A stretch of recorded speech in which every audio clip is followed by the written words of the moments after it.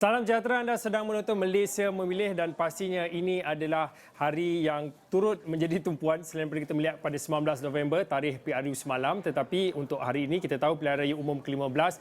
Kalaulah saya ambil kira daripada waktu dan juga tarikhnya, iaitu pada semalam pengurusi SPR dan Sri Abdul Ghani Saleh mengumumkan pada jam 5 pagi tiada pun satu gabungan ataupun parti yang secara jelas mendapat majoriti mudah untuk membentuk kerajaan. Jadi dalam erti kata lain, PRU 15 ada dua indikator yang cukup penting. Yang pertama, ini kali pertamanya dalam sejarah pilihan raya Malaysia parlimen tergantung kerana tiada gabungan parti politik mencapai majoriti yang mudah. Dan yang kedua, sudah tentu ini mewujudkan jajaran baru ataupun rundingan perlu dilakukan antara gabungan dan juga parti-parti di Malaysia secara khususnya. Dan kalau ikutkan sebenarnya masing-masing bukan baru rundingan ini telah berjalan sebab masing-masing setiap parti, gabungan parti ini mereka ada war room masing-masing.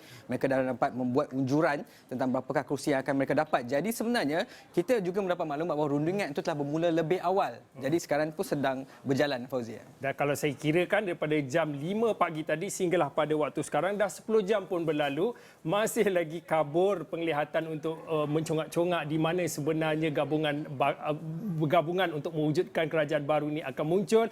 Tetapi kami di Astro Awani juga ingin bermain teka-teki dan juga congak-congak kira-kira bersama anda. Mungkin kita lihat kepada kalkulator majoriti di platform astroawani.com secara keseluruhannya. Kalau kita kongsikan terlebih dahulu, seperti yang semua sedia maklum, Barisan Nasional pada semalam telah diumumkan mendapat 30 kerusi, Perikatan Nasional 73 kerusi, Pakatan Harapan 82 kerusi, Gabungan Parti Sarawak GPS 22 kerusi, Pejuang 0 kerusi, GRS Gabungan Rakyat Sabah 6 kerusi dan kami kumpulkan bagi kategori lain warisan dan juga bebas adalah 6 kerusi. Jadi untuk kita melihat kepada apa yang mungkin senario yang bakal berlaku, saya ambil satu dahulu. Senario pertama iaitu gabungan yang paling mudah mungkinkah akan berlaku di antara kita melihat kepada kerusi yang paling banyak mendapat tempat pada PRU ke-15, iaitu Pakatan Harapan 82 kerusi ditambah juga dengan Perikatan Nasional 73 kerusi. Ini senario yang paling mudah. Mungkinkah ia berlaku, Firdaus? Dan ini adalah sebenarnya jauh melebihi 2/3 ataupun 2/3 yang mana kali terakhir kita lihat gabungan yang membentuk 2/3 majoriti adalah pada, kalau tak salah saya, pada tahun 2004, iaitu ketika itu di zaman pemerintahan Perdana Menteri Tun Abdullah Badawi. Tetapi ini adalah kemungkinan. Di atas kertasnya mungkin mudah, tetapi kita tahu adakah ini boleh direalisasikan. Secara tradisinya kita tahu Perikatan Nasional ianya secara tradisinya adalah rakan-rakan ataupun ahli parti politik. Kalau PRU14 kebanyakannya adalah berasal daripada Pakatan Harapan. Itu senario yang pertama. Baik, kita melihat kepada senario kedua. Kalaulah senario pertama ini tak jadi, senario kedua bagaimana pula? Kita masih lagi melihat kepada Pakatan Harapan yang mendapat majoriti yang paling tinggi ditambah dengan gabungan yang kedua iaitu Barisan Nasional 30 kerusi. Ini menjadikan mereka juga melebihi 111 ataupun secara teknikal ataupun secara telitinya mereka betul-betul melebihi 112. Ini adalah senario yang mungkin bakal berlaku untuk kita andaikan kemungkinan kedua. Betul. Tetapi kita tahu secara tradisinya untuk Pakatan Harapan dan juga Barisan Nasional mungkinkah mereka akan bergabung berdasarkan tradisi dan juga sejarah politik mereka, Firdaus? Kita tahu bahawa Pakatan Harapan dan BN, kalaulah kita mengambil satu contoh parti tunjang di dalam Barisan Nasional ialah UMNO. Kita tahu beberapa ketetapan lepas bahawa Majlis Kerja Tertinggi UMNO membawa ketetapan daripada akar umbi UMNO melalui Perhimpunan Agung UMNO bahawa mereka akan menolak kerjasama bersama PH ni atas satu sebab kerana ada DAP di dalamnya. Jadi pertembungan itu, adakah itu mungkin direalisasikan ataupun tidak pun kita harus menunggu juga. Okey, baik. Kita melihat kepada senario yang ketiga. Kalaulah tak berlaku Pakatan Harapan bergabung dengan Barisan Nasional, kita melihat kepada senario, masih lagi kita melihat kepada Pakatan Harapan yang mempunyai 82 kerusi, ditambah juga dengan Barisan Nasional 30 kerusi menjadikan 112, ditambah juga dengan penyertaan beberapa rakan-rakan lain daripada Borneo, khususnya adalah daripada Warisan. Ia akan menjadi melebihi melebihi pada 118 saya kira.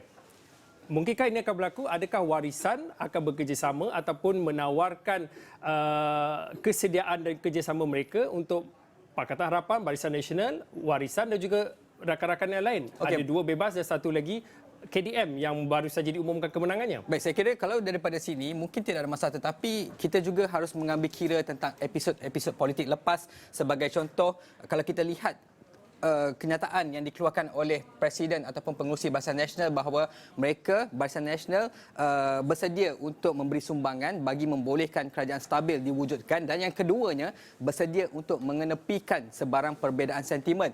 Jadi adakah PH ini? Pada saya ini mungkin, tetapi kita tahu juga Warisan, Presiden Warisan Datuk Seri Muhammad Shafie Apdal merupakan datangnya dahulu daripada Barisan Nasional, malah bukannya ahli biasa tetapi sebagai naib Presiden UMNO keluar menubuhkan parti. Jadi itu juga kita harus ambil kira. Okey, kita teruskan kepada senario yang keempat. Mungkinkah akan berlaku? Kita ambil senario yang sama. Pakatan Harapan, Barisan Nasional, Warisan dan juga 2 bebas ditambah dengan 1 kursi KDM di Sabah juga, ditambah dengan penyertaan 1 lagi rakan Borneo Bloc, iaitu Gabungan Parti Sarawak.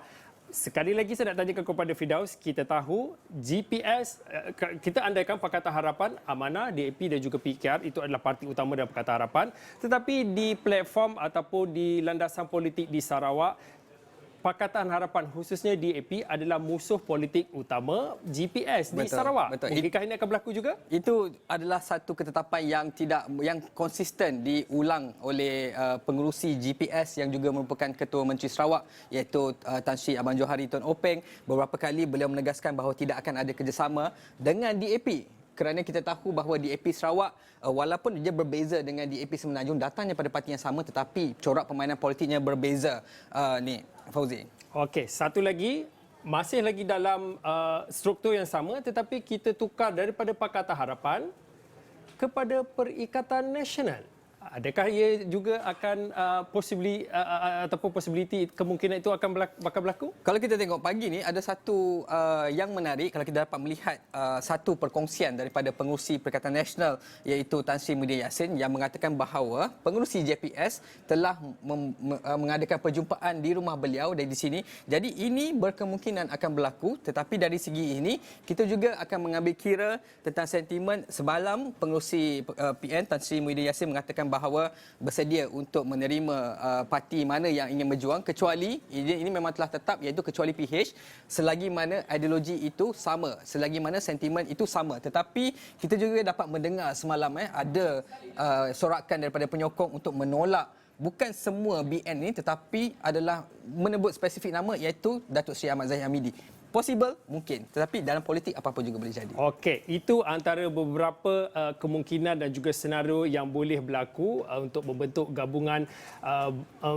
gabungan bagi kerajaan baru selepas pasca PRU15. Anda juga boleh terus ke Astro Awani, pulseastroawani.com, yang mana kami sediakan satu ruangan khusus untuk anda mencuba congak-congak mungkinkah gabungan parti politik pilihan anda boleh berlaku, dan juga untuk kita melihat kepada kerajaan baru yang bakal dibentuk, dan seperti mana kenyataan yang baru saja dikeluarkan daripada Istana Negara, tempoh akhir ataupun selewat-lewatnya bagi parti-parti politik ataupun gabungan parti politik untuk menyerahkan nama ataupun menyerahkan keputusan untuk kerajaan baru selewat-lewatnya pada jam 2 petang. 2 petang pada hari esok, dan pastinya kita tahu seperti yang saya katakan, daripada jam 5 pagi tadi sehinggalah pada waktu ini 10 jam masih lagi belum ada signal yang cukup jelas siapa ataupun gabungan mana yang akan membentuk kerajaan baru. Dan pada waktu ini saya akan memulangkan platform ini kepada rakan di studio, Ehsan dan juga Zulfitri, untuk meneruskan diskusi bersama dengan penganalisis. Cukup juga kan? Okey, terima kasih Fauzi dan juga Firdaus Azil, pandai mengira-ngira di waktu petang ni. Walaupun lama tak tidur dan sebagainya.